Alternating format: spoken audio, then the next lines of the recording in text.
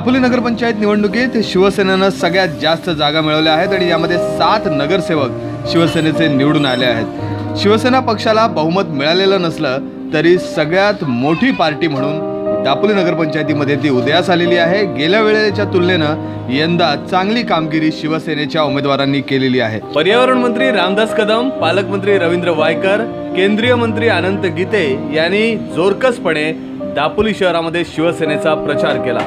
दापोलीमध्ये माजी आमदार सूर्यकांत दळवी यांनी सुद्धा महत्त्वाची भूमिका बजावली। शिवसेनेचे युवा नेते योगेश कदम यांनी तर खूपच महत्त्वाची भूमिका या निवडणुकीमध्ये बजावली आहे।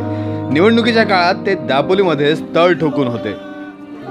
शिवसेना सर्वात मोठी पार्टी म्हणून जरी दापोलीमध्ये उदयास आली असली तरी अजूनही सत्तेपासून 2 जागा दूर आहे। भाजपकडे 2 जागा आहेत, पण भाजपा शिवसेनेसोबत जाते का हे येत्या काळात स्पष्ट होईल।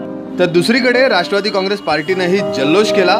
राष्ट्रवादी काँग्रेस आणि काँग्रेसचे मिळून 8 जागा निवडून आल्या आहेत। दापोली शहरामध्ये सगळ्यात जास्त चर्चेत असलेल्या 1 नंबर वॉर्डमध्ये खालिद रखांगे यांनी बाजी मारली। खालिद रखांगे यांनी या वॉर्डमध्ये 250 पेक्षा जास्त मतांचा लीड घेतला। खालिद रखांगे यांनी यावेळेला स्वीप शॉट मारून आपला आनंद व्यक्त केला। खालिद रखांगे यांच्या विजयात महत्त्वाची भूमिका बजावणाऱ्या नादिर रखांगे यांना खांद्यावर उचलून कार्यकर्त्यांनी जल्लोष केला। राष्ट्रवादी काँग्रेसने 4 आणि राष्ट्रीय काँग्रेसने 4 जागा मिळवत एकूण 8 जागा आघाडीने मिळवल्या आहेत आणि त्यामुळे राष्ट्रवादी आणि काँग्रेसच्या नेत्यांनी कार्यकर्त्यांनी मिरवणूक काढत आपला आनंद व्यक्त केला। आमदार संजय कदम यांनी देखील या मिरवणुकीमध्ये सहभाग घेतला आणि आपला आनंद व्यक्त केला। या निवडणुकीमध्ये आमच्या 8 जागा जरी असल्या आणि आम्ही 1 जागा जरी सत्तेपासून दूर असलो तरी नक्कीच एक वेगळ्या प्रकारची आघाडी दापोली शहरामध्ये करू आणि आमचा नगराध्यक्ष बसेल असा विश्वास सुद्धा आमदार संजय कदम यांनी व्यक्त केला।